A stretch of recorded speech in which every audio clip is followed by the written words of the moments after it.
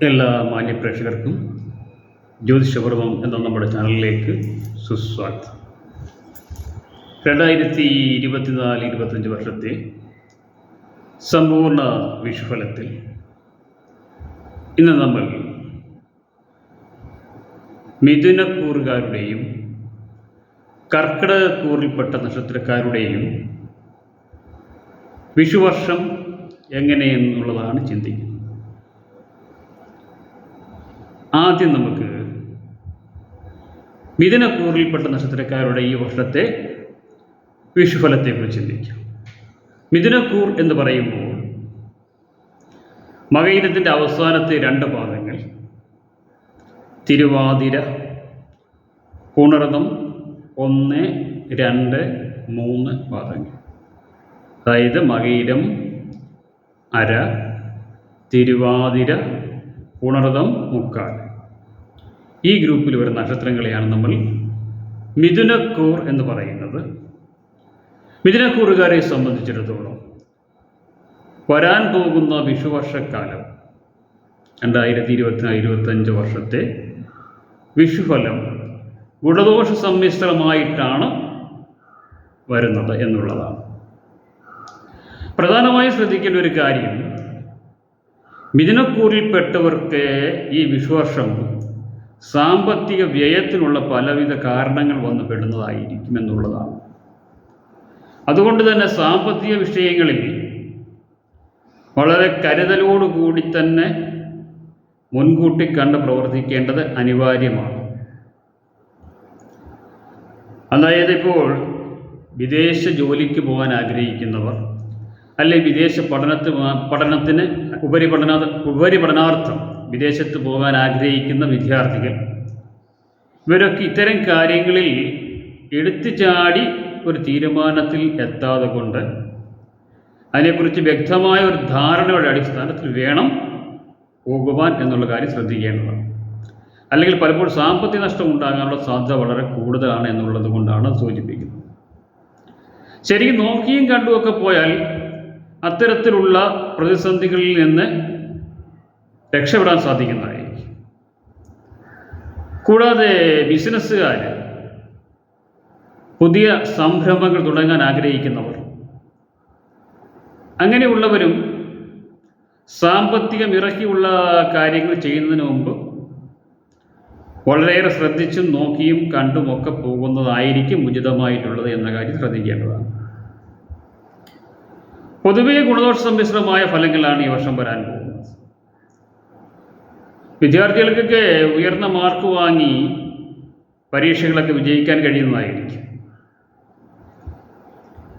അതുപോലെ ഉദ്യോഗാർത്ഥികൾക്കൊക്കെ കഠിനമായ പ്രയത്നത്തിലൂടെ ജോലി ലഭിക്കുന്നതൊക്കെ ആയിരിക്കും. എങ്കിലും കാര്യമായി പ്രവർത്തിക്കേണ്ടി പറ്റും. അല്ലെങ്കിൽ മത്സര പരീക്ഷകളിൽ നന്നായി പ്രിപ്പയർ ചെയ്ത് പരീക്ഷകളിൽ പങ്കെടുത്തെങ്കിൽ മാത്രമേ ഉയർന്ന വിജയം കരസ്ഥമാക്കാൻ കഴിയുകയുള്ളൂ എന്ന കാര്യം പ്രത്യേകം ശ്രദ്ധിക്കേണ്ടതാണ്. വിവാഹാദി മംഗളകർമ്മങ്ങൾക്കൊക്കെ ചിലപ്പോൾ തടസ്സങ്ങളൊക്കെ വന്ന് ഭവിക്കാവുന്നതാണ്. അതൊക്കെ നോക്കി കണ്ടും അതിന് വേണ്ട വഴിപാടുകളൊക്കെ ചെയ്ത് മുമ്പോട്ട് പോകേണ്ടതാണ്.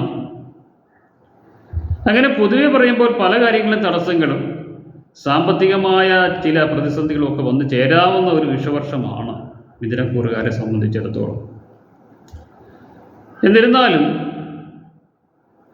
ഇതൊക്കെ മനസ്സിലാക്കിക്കൊണ്ട് വളരെ ചിന്തിച്ച് യുക്തിപൂർവമൊക്കെ പ്രവർത്തിച്ച് മുമ്പോട്ട് പോയാൽ ദോഷഫലങ്ങളൊക്കെ കുറച്ച് ഗുണദായകമായ ഫലങ്ങളൊക്കെ ലഭിക്കുന്നതായിരിക്കും.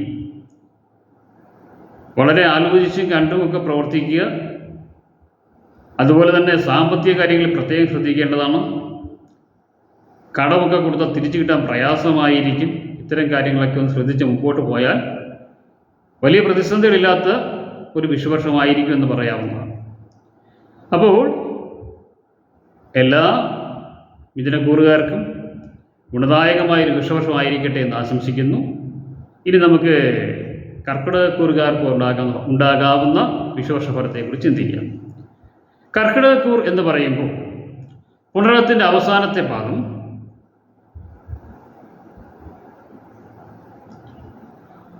പൂയം, ആയില്യം എന്നീ നക്ഷത്രങ്ങൾ ചേർന്നതാണ്. പുണർദത്തിൻ്റെ 4-ാം പാദം, അതുതന്നെയാണ് അവസാന പാദം. പുണർദത്തിൻ്റെ 4-ാം പാദം പൂയം, ആയില്യം എന്നീ നക്ഷത്രങ്ങൾ ചേർന്നതാണ് കർക്കിടകക്കൂറ്.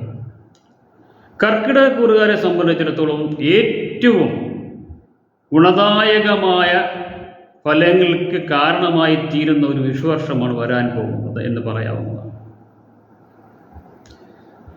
ഏറ്റവും അഭീഷ്ടദായകമായ ഫലങ്ങൾ ഈ വർഷം വിഷു നൽകുന്നതായിരിക്കും.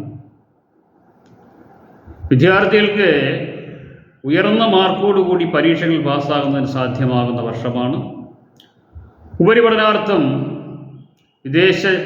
വിദേശത്തും സ്വദേശത്തുമൊക്കെ ഉന്നത പഠനത്തിന് കഴിയുന്ന വർഷമാണ്.